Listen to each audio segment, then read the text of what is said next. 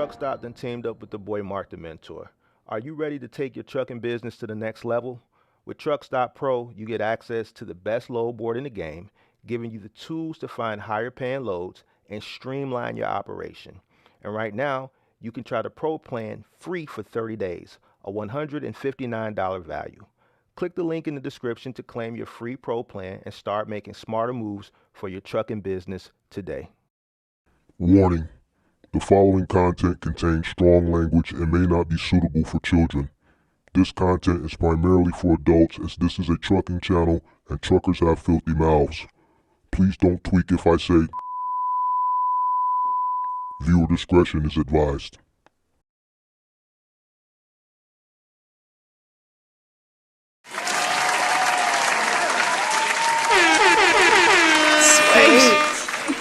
What's going on? What's going on? How you guys doing?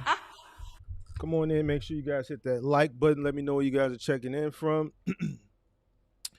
I know I had this scheduled for 1:15, but some came up that required my attention urgently, so I had to reschedule for this evening. But how's everybody doing? Come on in. Make sure you guys hit that like button. Shout out to all the moderators. Shout out to Great Polo. I see you. Shout out to all the moderators. Shout out to the MGM gang. Shout out to Alkali Fari. What's going on? Manny Fresh, William Sweet, Jonathan, Christine, PS4 Games. What's going on? What up? Kelvin Birch, Christine Johnson, Rich Jew representing the Cree Naib. Shout out to Pippi. Shout out to the moderators. Who else we got? DeAndre Johnson representing NY. Heavy Goodman. What's going on? Captured by Old Studio. Checking in from the NO. What up? Trey the Legend was goody. Spoken, what's going on? Representing Michigan. How's everybody doing? Make sure you guys come on in and hit that like button. Let me know where you guys are checking in from. All right, so like I said, I know I was scheduled for earlier. Some came up. I had to leave the crib, take care of some business. But I'm here. All right, Gerald Frank, what's going on? All right, today we're going to be talking about grassroots and bootstrapping. All right, and I promise you, I'm going to be in and out. So come on in, grab your seat. Hopefully your football game is off. All right. I think this is, this is good after the live stream from yesterday. So I want to kind of go back to the beginning phases. Got a lot of new subscribers, a lot of young subscribers, a lot of people that's still looking to get in, and a lot of misconceptions about this whole industry. We've seen a lot of people come in the past couple of years unsuccessfully because they were just misinformed and misguided. So I want to talk about grassroots and bootstrapping. A lot of people think, coming in at scale is the way to go, and just a lot of, just bad information that has people out here, just chasing this false reality when it comes to this industry and just even starting a business in general. All right, but this industry specific, and this is based off my experience, grassrooting and bootstrapping of business. This business, box trucking, in my opinion, I think it's the way to go. All right, grassroots is pretty much building it organically, and bootstrapping is pretty much funding the business, using the business's revenue, the money that's coming in, to further fund the business, not taking any upfront investment, no partners, no loans, things of that nature. So grassroots is building it organically, utilizing what you have, your community, your peers, help, and bootstrapping is funding the business with the revenue, all right, that's coming in. So let's get straight to it. First thing, let's talk about the advantages of grassrooting and bootstrapping a business. Let's talk about the financial stability of it. First of all, low overhead. All right.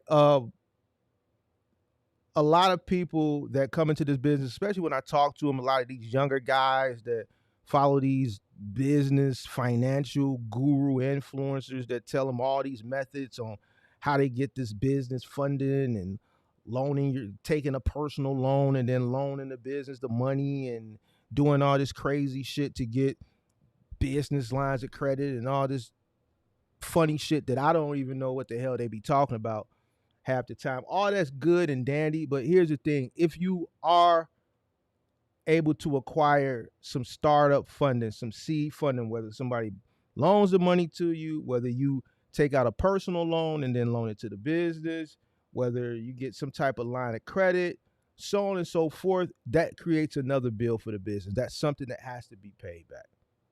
All right. So that is going to increase your overhead. A lot of people think, okay, well, I'm gonna get this money to start the business, but what they forget is whatever money that you get, borrowing it, whatever, however you get it, you gotta pay it back. That increases that increases your bills. That increases the amount of money that you gotta pay back, which is also ultimately going to get included if you are running OTR into your cost per mile, because I'm 9 times out of 10, if there's some type of loan that you take out, whether it be personal or if you borrowed it from mom or dad or a rich grandparent or something like that, you're going to be paying them back some type of fixed monthly payment. All right. So that is going to increase your overhead costs. Now, I always talk about bootstrapping. Now, bootstrapping, grassrooting is starting with what you have and working your way up. Now, the issue that a lot of people have with that is it takes too much time. Everybody wants instant gratification, but anything that you build to be successful is going to take time. Rome wasn't built in a day. I know you guys heard that saying. Rome wasn't built in a day. All right, so whatever lane that you're looking to go into with your box truck business, whether it be OTR, whether it be Amazon, whether it be curbside, whether it be big and bulky, whether it be a moving company, whatever it is going to take time. All right. The beautiful thing about bootstrapping it is the money that's coming in when you're starting at the bottom and working your way up, you're utilizing what you have, and the revenue that's coming in, you're reinvesting that back into the company. All right. You're reinvesting that money back into the company. Now, that may come with some sacrifice. That may come with a lot of delayed gratification. Everybody's situations are different, and I always say this: some people are starting off a little bit younger. Some people are starting off a little bit older. People who may be starting off a little bit older may have more responsibilities than their peers that are coming into the space starting off younger. And if you are older and you have responsibilities like mortgages, car payments, you're married, so you have children, you have tuitions to pay, you got school fees and all this, that, and the third to pay. That's fine and dandy, but that if you're coming into this business, you got to cut somewhere, especially if you're going to be bootstrapping it. Because I think for me, the way that I was able to do it, a large portion of the money that was coming in, I reinvested it back.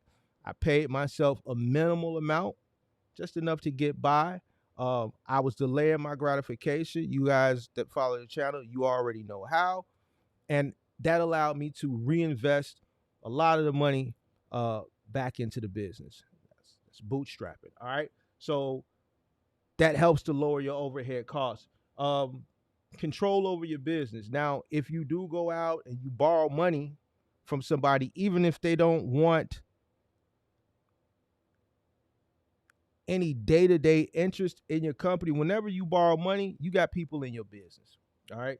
You got people in your business when you got external investors, you got the banks, you got that rich granddad, you got that uncle, whoever you borrow the money from, they going to expect the ROI, return on their investment.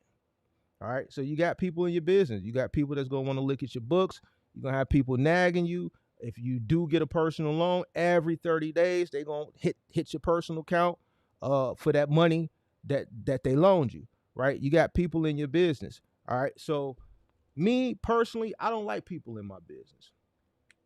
I just don't like people in my business. I think the box truck business is something that you don't need a partner for. And we did a lot. Well, I did a live stream about a week ago about partnerships coming to this business. And check this out. Believe it or not, that live stream rubbed a few people the wrong way. There was one person that said, "Man, Mark, why are you wasting your time?" I kid you not. It's in the comments. Go look. Said, "Man, Mark, why are you wasting your time talking about a partnership, man? You talking to a bunch of hood truckers. It's pretty much a shame you got to tell a person they don't need a partner for one truck." Now, I know this, right? But the point that and the reason why I did it is because since I've been on YouTube, I've talked to people. There's been people that have come up. I've talked to people that came into this industry with a partner for one truck. So it may not make sense to that person who may be a little bit more business inclined, has a higher business acumen, and wants me to talk about things a lot more intermediate and advanced. But the reason why I talked about it is because I've come across that on a multitude of times.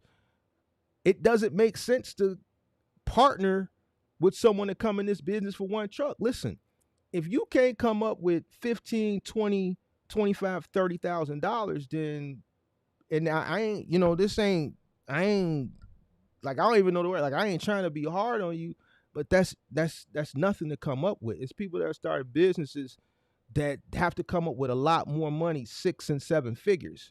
All right, $20,000, $30,000 to come up means you just have to go out, work a job, maybe work 2 jobs, delay some gratification, and save aggressively. $20,000, $30,000 is nothing to come up with. You don't need a partner for that. And then what happens is you get a partner, and then you realize when you come in this business, because you've been sold a lot of misinformation, what you thought you was going to make off one box truck, you see, whoa.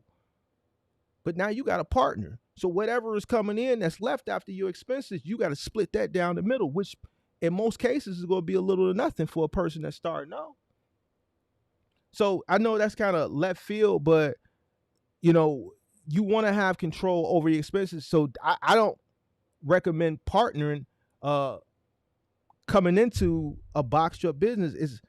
It's a small profit margin, and the initial investment is not that much.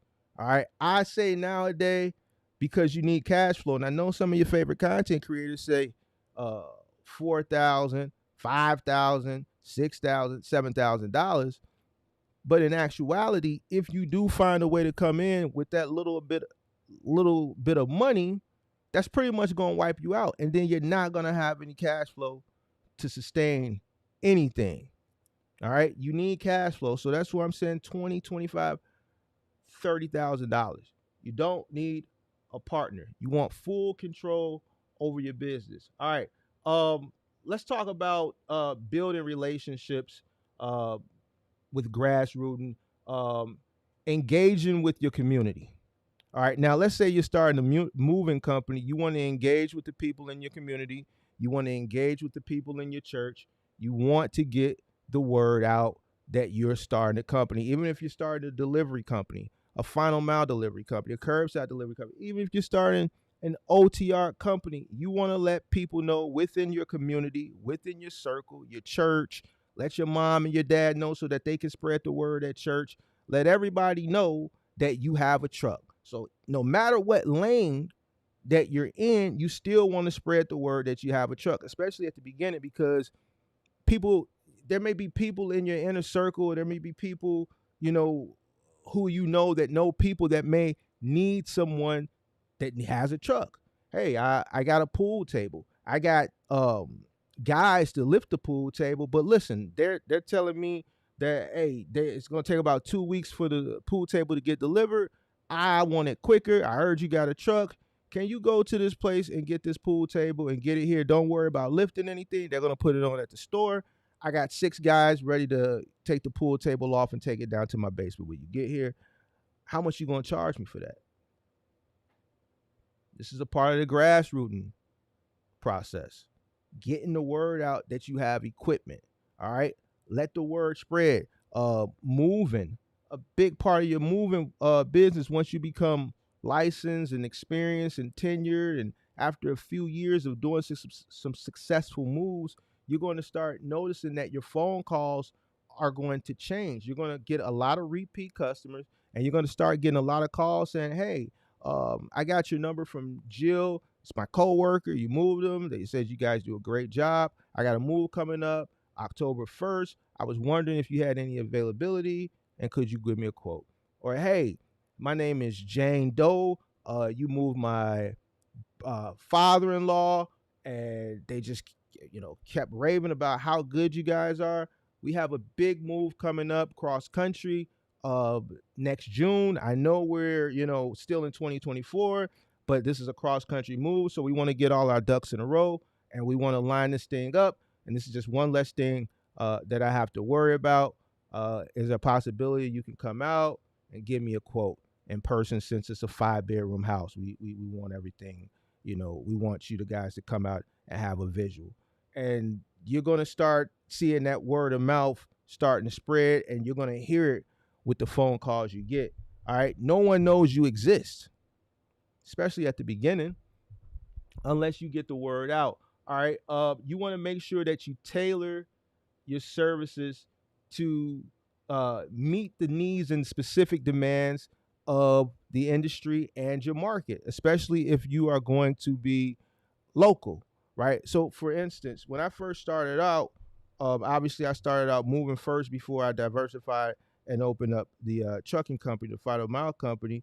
But when I was out there in my pickup truck, and then when I started renting a truck and I started to do more research, I started to realize that in the moving industry, no one really catered specifically at that time. Now there are, but at that time, no one catered specifically to smaller jobs. Like when you call a moving company, they were just a moving company. I saw a niche and I catered specifically to more economical moves. So dorms, studios, 1 bedrooms up to 2 bedrooms. At the beginning, I didn't touch a 3 bedroom. I wouldn't touch a 4 bedroom. I wouldn't touch a 5 or 6 bedroom. I wouldn't do any commercial moves. I focused on smaller jobs, and I had a more affordable price. And I created a package that kind of cut out all the extra uh, add-ons, right? So when you go to a traditional company, they charge you for all the material. I just bundled everything up at the beginning in a package, right? Because it's easier to sell your services to the customer when they don't have to look at prices itemized. Okay, the labor is this. You're going to charge for a truck fee. Shrink wrap is going to cost this much. You're charging me for everything you shrink wrap. Plus, you're charging me for the roll of shrink wrap. You're charging me for each roll of tape. You're charging me a long carry fee. You're charging me to go above 3 flights. So I would just have 2 prices: the labor cost and the truck fee. And based on where they were going from and going to, that would determine what the truck fee. There was an in-city truck fee and then an out-of-city truck fee for the suburbs. And then depending on how far out they were going, that truck fee would go higher. But because I was focusing on apartment size moves, I knew I wasn't going to go through that much material. It's a different moving a 1 bedroom versus moving a 6 bedroom house. A 6 bedroom house, we're going through rolls and rolls of tape. We're going through rolls of shrink wrap because there's just a lot more furniture. And 9 times out of 10, a person that is in that size home, they have nice furniture, nice thing. Everything has to be wrapped. A 1 bedroom, we may use a half a roll of shrink wrap. All right. So if we go through, if it takes 2 to 3 1 bedrooms to go through a full roll of shrink wrap, each 1 bedroom apartment that was moved paid for that roll. So we got 3-4 times the amount of money out of that one roll. That way, when we're charging that $125, $150 truck fee, it's including the fuel, the mileage, and the cost of the materials that we're gonna that on average we use for a 1 bedroom, but at the premium cost. And we're not even using the full amount that they're being charged for rolled into that package. Right? So you have to figure out a way to tailor your services to a specific niche, and that's going to help you grow. Now, another key that I realized too, which part of that grassroots and that bootstrapping when I was out doing it, because I was focusing on these smaller jobs, I was able to get more done. All right. A lot of people want to come in not really knowing what they're doing, especially with the final mile and the moving side, and they take on these bigger jobs, which have more expensive furniture, which is more tedious, which also has more possibility of claim. But the issue is, which really isn't an issue, but you have to look at it long term. You want to grow your business. You come in like that, whether you're good at it or not, your truck is sitting at one house majority of the day. You're moving a 4 or 5 bedroom house. Your truck ain't that's the only job you're gonna do. Because I was coming in and I had, one truck, then went to two, then three, and they were focusing on smaller jobs, each truck was seeing at least 3 customers a day. All right. So that was giving me at the beginning stages a bigger footprint in the city. I got 3 trucks doing 3 moves. That's 9 customers a day. Remember, I said, especially with moving or just any business, a lot of customers, if you do a good job, especially in the service industry, any service industry, people are going to keep your number and then they're going to call you back. And not also are they going to keep your number and call you back and become a repeat customer. They're going to do a lot of marketing for you. It's called word of mouth. All right. So by focusing on the smaller jobs, we were reaching more customers daily. So when the second year came and the third year came, because we were doing more customers every single day, that was more customers calling us each and every year. If, let's say, I would have just ran one 26-footer every single day, and let's say by the grace of God, that 26-footer would have did one job every day, at the end of the month, we would only did 30 moves, which we would only been in front of 30 customers.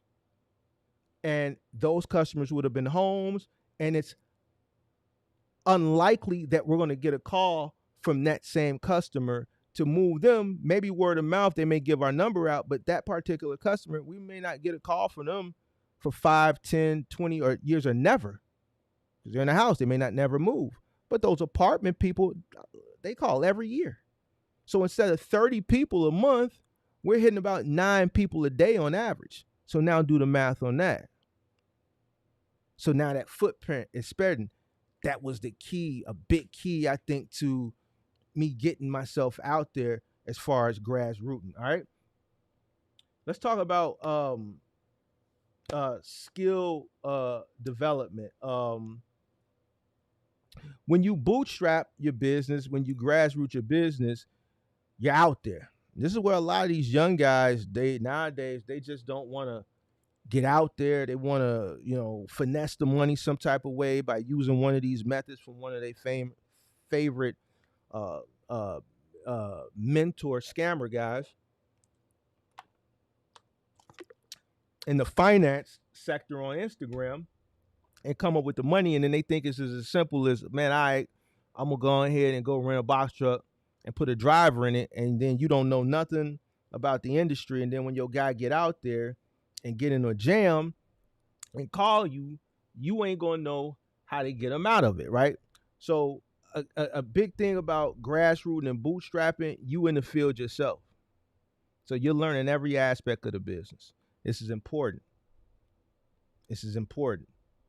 The difference between the person who grassroots and bootstraps their business, especially in this industry, versus the person who come in with a little money because buddy and them told you come up with $4-5 and then throw you a driver in it. The person who grassroots and bootstrap it, I swear for God, I'll put everything up. They're gonna go a lot farther than you.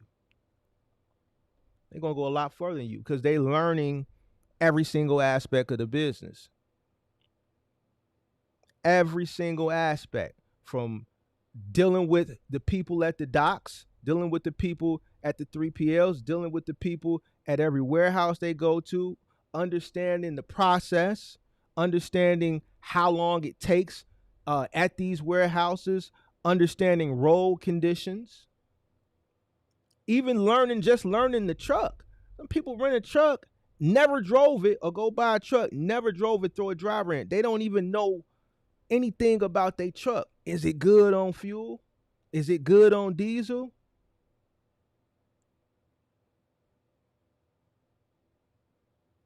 Road conditions? What it's like to have a service call? It's just a lot of things that you come across when you're out there in the field at the beginning.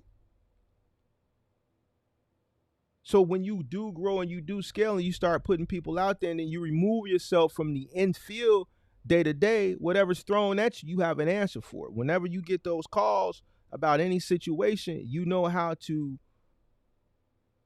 guide your people through or around whatever situation. It's easy for me to do a call-in show and talk to people. In most situations they throw at me, I've encountered it before them. I've encountered it before. It's easy for me to drop a link and challenge people to come up because I know what I know. And I think this is why you need to grassroots. This is why you need to bootstrap your business. This is why you need to be out there. The last thing you want to do, and I've said this before and I'll say it again, is start a business not knowing shit about your business, because the moment the people that you put out there in the field find out that you don't know shit, and they're going to find out because when they're going to call you and ask you questions, you never going to have the answer.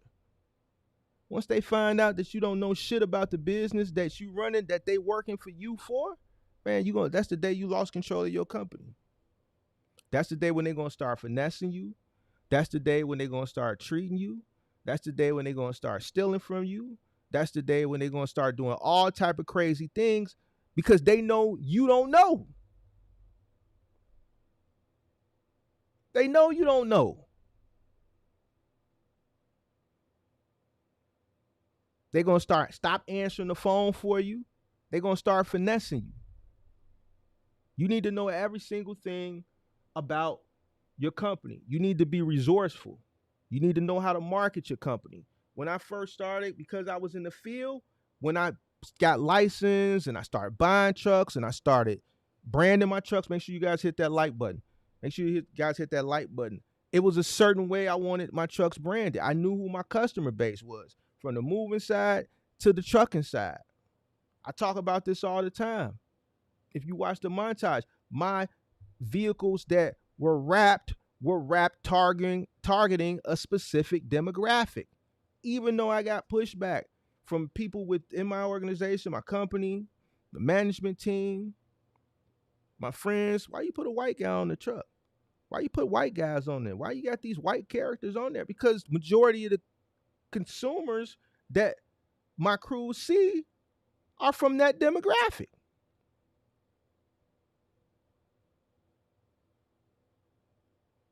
And I've said this before, like, business is business. Listen, my marketing is going to target who's spending the money with me. I'll be a blackety black on my personal time. On my personal time, I'm blackety black. Fight the power. I say this shit all the time. But if I'm running a business and 90% of the customers that call these 1-800 numbers are from a specific demographic, then that's who we're going to market the company to.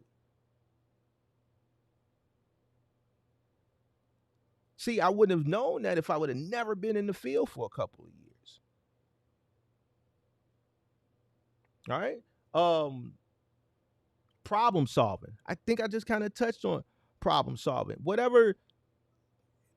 Listen, if I ramp up today and send trucks out, there's no problem that any one of my drivers are gonna call me with that I don't have an answer for. Like that. Like that. Why? Because I've been out there. 9 times out of 10, whatever problem they call me with, I've already encountered it. Whether I encountered it personally or I encountered something personally from being in the field similar to it. Either way, I've encountered it or I've encountered something similar to it, and I have a solution for it. If you have never been out in the field, how can you manage a staff when they're calling you with problems? I say it all the time. A good business owner, your day-to-day, majority of your day is going to be solving problems. You have to be a good problem solver. If you're not a good problem solver, 9 times out of 10, you're going to make a crappy business owner. And I mean what I say. Listen, if you can't solve problems, if you're not a good problem solver, 9 times out of 10 you're gonna make a crappy business owner because you're gonna be faced with problems daily. And the more successful you become, the more you scale, the more problems you're going to be faced with, right? Because when you scale, that's more equipment, which means more equipment that can malfunction, which also means more personnel, which means more personalities you got to deal with. And everybody has an issue every single day. And everybody's coming to you with the problems because you sit at the helm. So not only are you not solving one problem, you're going to be solving a multitude of problems every single day. All right. Let's talk about authenticity. This is key with grassroots in the business. All right. When I was building, I was out in the field. The customers knew who I was because I introduced myself. It's the name. Oh, this is your company. Absolutely my company. I'm building it from scratch. Hopefully I can build it to be a really big company one day and make a lot of money. But one thing about customers, they appreciate that authenticity, especially when they see the person who owns the company or is building the company out in the field, working, building it, working right alongside with the crew. Customers like that. They don't forget it. Even if your business continues to grow and you remove yourself from the day to day, you have to remove yourself, not from the day to day, but remove yourself from the in-field day to day because the company has gotten to a certain point and you're in the office now managing. They don't forget that. Man, Mark, I remember 3 years ago, you were here, you were working along with the crew. Man, I'm calling you guys, got a 1-800 number, you got an office now. I see you got Brandon Chucks. Man, congratulations, man. I knew when you were here 3 years ago, when you moved us, I knew you were going to go off to do great things. You were just great, man. Congratulations. Anytime we got to move, I'm going to continue to call you. Man, this is great. I remember when you were first getting started. Customers like that. I guess I don't know. Maybe they feel like they're a part of the process, especially when you deal with a customer at their early stages and they see your growth. Customers really like that. That reputation is key. Whether you're doing OTR, you're dealing with brokers, your reputation means everything. No one is going to call a person back that does dumb shit. All right. Especially if they're recommending you and referring you or they're hiring you, giving you a load to go do something and then you mess it up along the way, it's a bad reflection on them. Same thing with 3PLs, same thing with consumers. When you're moving people, your reputation is everything. Your reputation is everything. Listen, when I be seeing these people out, when I be out in the field, I be looking at these moving guys. I be looking at some of these delivery guys. They pants be hanging off their ass. These trucking guys. I don't know what's up with these trucking guys. They wearing flip flops. Hit the like button. Like, why would you wear flip flops going into a warehouse? To me, that shit don't make sense. Crocs and shit, flip flops. I'm looking at these delivery guys, these moving guys. They got their pants hanging all off the behind. They don't have no belt on. They look disheveled.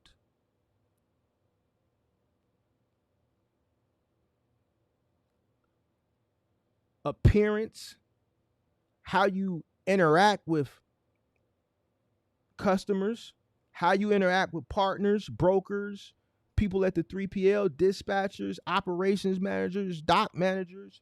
If you have to go to a store and pick up the stock manager, the retail, the store manager. If you watch that recent day in the life I did when I did those 2 pickups and deliveries, did you see how I interacted with those people? Like it's a different person. When I'm handling business, I'm a different person. I'm a different person when I'm handling business. When I'm in business mode, that's not the Mark kick it from the hood. That's not that Mark. It's a different Mark.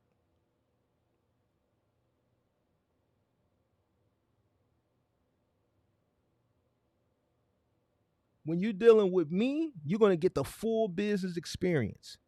Why? Because my reputation, my name means something.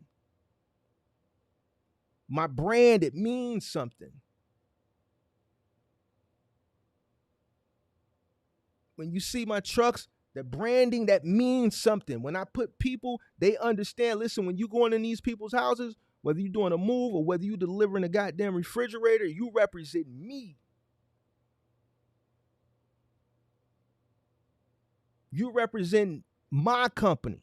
It ain't about you. It's about me and what I built. Because the reputation is what's going to keep money coming in. The moment your reputation starts to go like this, the money going to start to go like this. It's going to start going down.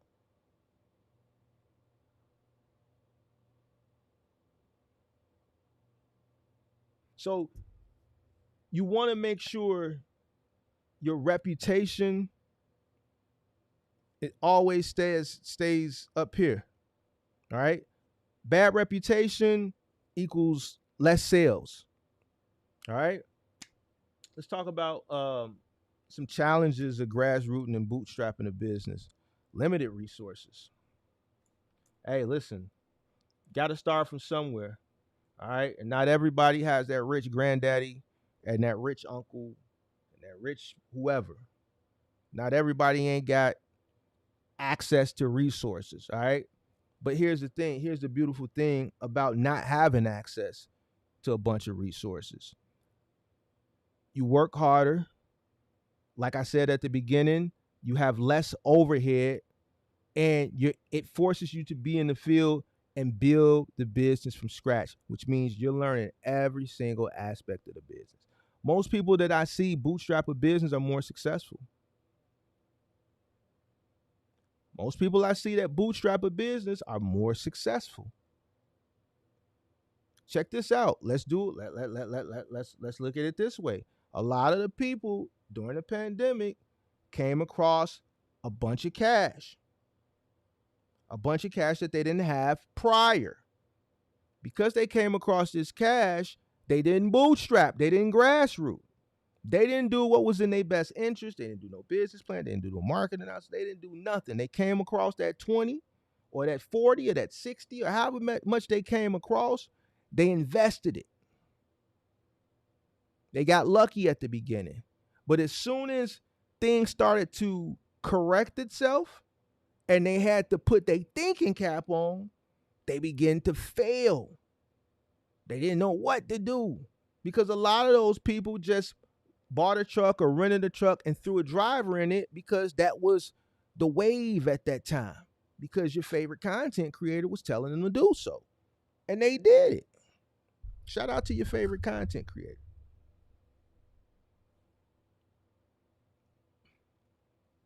But the people that come in and have to work and build and grassroot and bootstrap, that harder work, one, they appreciate it more.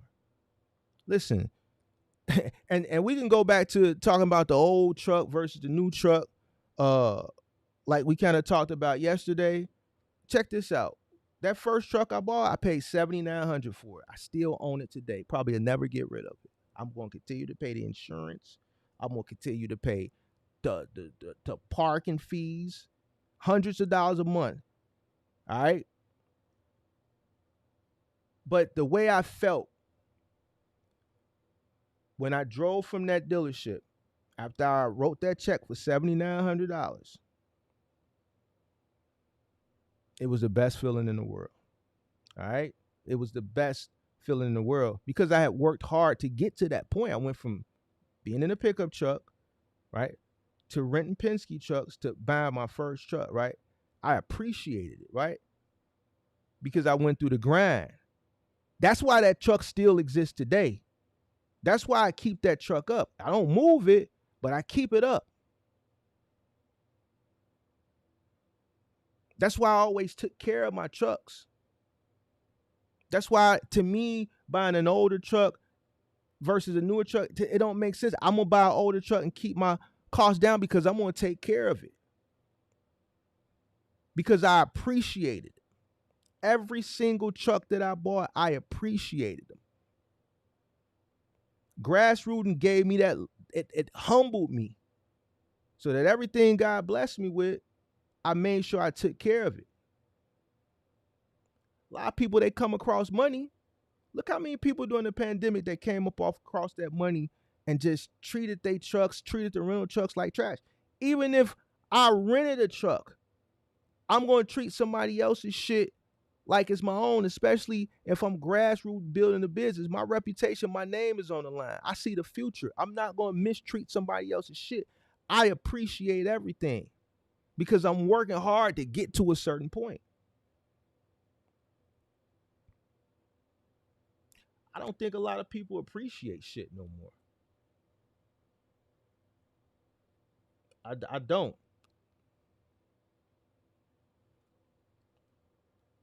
Slow growth. That's just a part of grassroots and bootstrapping. You're going to grow slow. Listen, anything that's worth having is worth waiting for. Anything that's worth having is worth waiting for. It took me 4 years to get to the takeoff phase of the 5 stages of growth.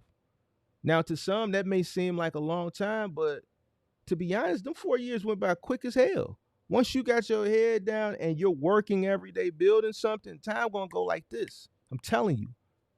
If you put your head down and you work every day and all you focus on is working, that time gonna go by quick. Everybody wanna be rich so fast. And this is why they can't build a successful company, because they're focused on the wrong thing. They focus on getting rich instead of focus on building a successful company. If you focus on building a successful company, then the money gonna come. If you're focusing on being rich, you're not focusing on building a successful company, and 9 times out of 10, this is why so many people are failing. I talked to a guy the other day, man, Mark, I just want to make $1 million, bro. Why are you thinking about $1 million, bro? You don't even have a truck. Why is $1 million in your brain?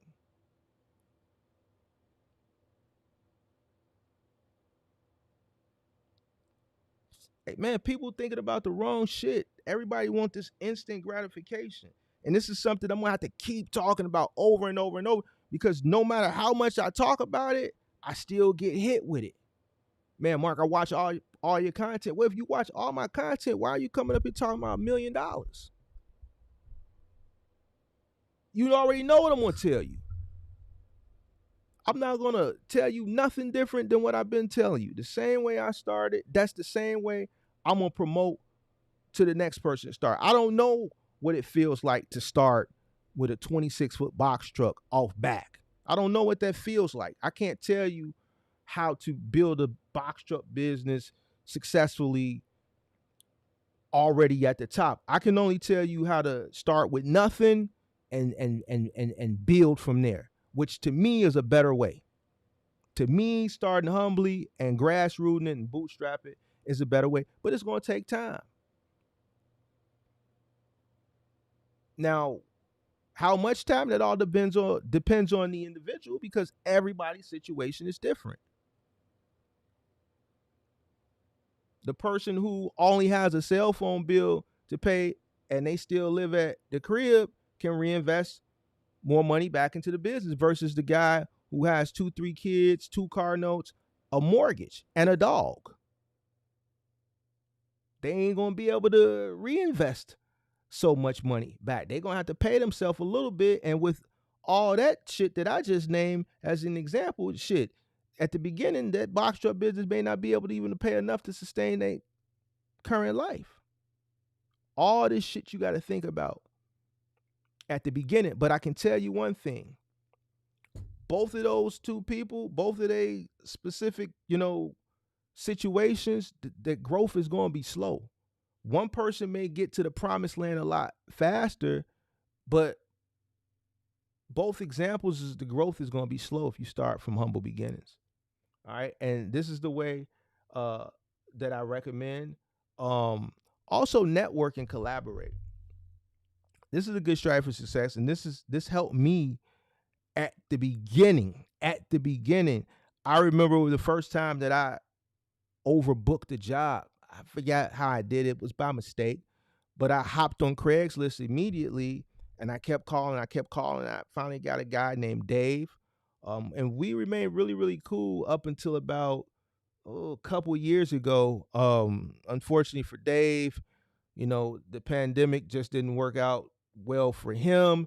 He wasn't appropriating his money right throughout the years, and pandemic just kind of took him out. But anyway, I met Dave in 2010. I called him. I said, "Listen, I got a small little moving thing going on, and for some type of way, I overbooked this job. Do you have any availability this evening?" He said yes, and that's where our relationship of trading began. He would send me moves, days when things wouldn't go well from him, whether someone didn't call up, he was short staffed, truck broke down, days when I needed extra help. Let's say a um a crew was scheduled for 3 moves and their second move was just taking too much time, and the third job, let's say they were on a time crunch, I would call Dave and see if he had a crew available, and if he did, then I would send him that job. This is very imperative because now situations like that, I didn't leave a customer hanging, and it still kept my name good with the customer, and it kept my uh, reputation up. Um, Starting small, and then another thing, like I just spoke on, reinvesting the money that's coming in back into the business. Listen, we see this shit time and time again on every call-in show. We see it on testimonials. We see it in between shows. People come up, they rob from the sustainability of the business. They always say, I got to take care of home. And that's fine and dandy. But if you're going to bootstrap, if you're going to grassroots a business, you have to reinvest money back into the business because this is the revenue. Like, you don't have the loan. You don't have a loan. You don't have a business line of credit. So in order for the business to grow, the revenue that's coming in, it has to get reinvested back into the business, which means you have to delay your gratification. And that's the key. Anybody can grow a business. You just got to follow the fundamentals and the steps, like I talk about all the time, and it will happen. And that's it. Like, I hope, especially some of these young guys, they, listen to this live stream and they take what I'm saying serious. Stop thinking that you could come in at scale. 9 times out of 10, it's not going to work well for you. And I'm not trying to be pessimistic. I'm not being negative. I know some of y'all be getting y'all feelings and shit. You know what I'm saying? Stop getting your feelings. That's another thing. Stop getting in your feelings, man. Like, business don't care nothing about your feelings, and I don't care about them either. All right? I don't care about feelings because business don't care about feelings. Business don't care about what's going on in your personal life. Business don't care about nothing but revenue coming in. The business wants more revenue coming in, and it wants less revenue going out. That's why I always say it's imperative as a business owner to continuously, always, every single day, every single minute you got, always look for ways to continuously lower your cost. And while you're looking for ways to continuously lower your cost, look for ways to continuously increase revenue as well. That's all the business cares about. Doesn't care about your personal feelings. It doesn't care about how tired you are. The business doesn't care. You got to get your feelings out of it. So if I say something and it offends you, I'm not saying it with ill intentions. I'm just telling you shit based on my experiences. I've had things happen in business, and guess what? I didn't have time to mope and beat around the bush and be all emotional and all this shit. I had to solve the problem.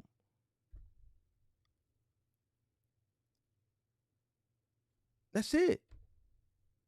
You know how I mean? Trucks I've had stuck in the snow, in blizzards.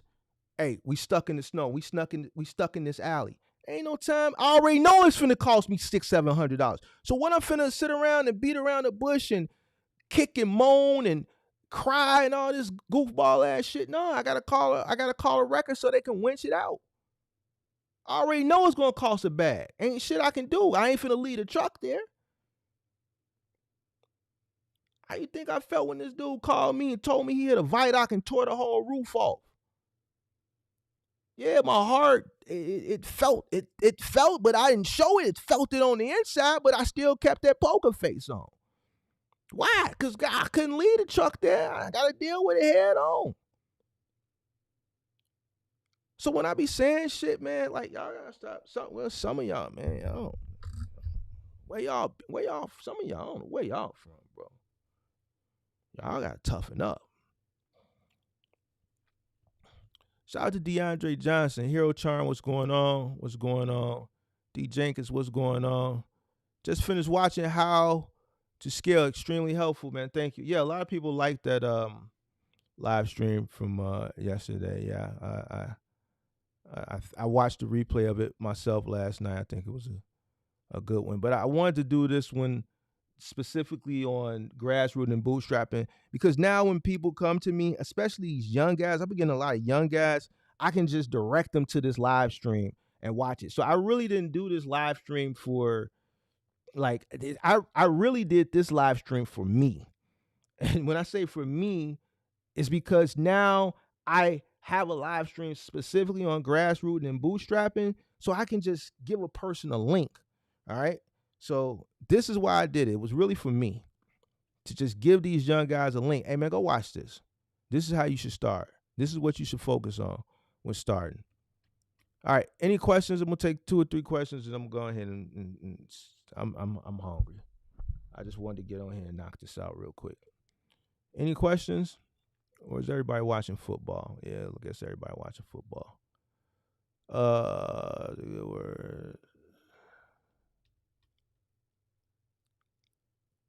Any questions? Make sure y'all go check that MW Lou video that came out this morning out. NW Lou hit the link after I ended the live stream yesterday. I be forgetting it's a delay, like a 10, 15, maybe 20-second delay. So when I ended it, that's when the call came in. But I chopped it up with him. The cameras were still rolling, and I released it today, this morning. So make sure y'all go check out that NW Lou video that came out this morning. All right. All right. All right, y'all. See y'all tomorrow morning. Peace.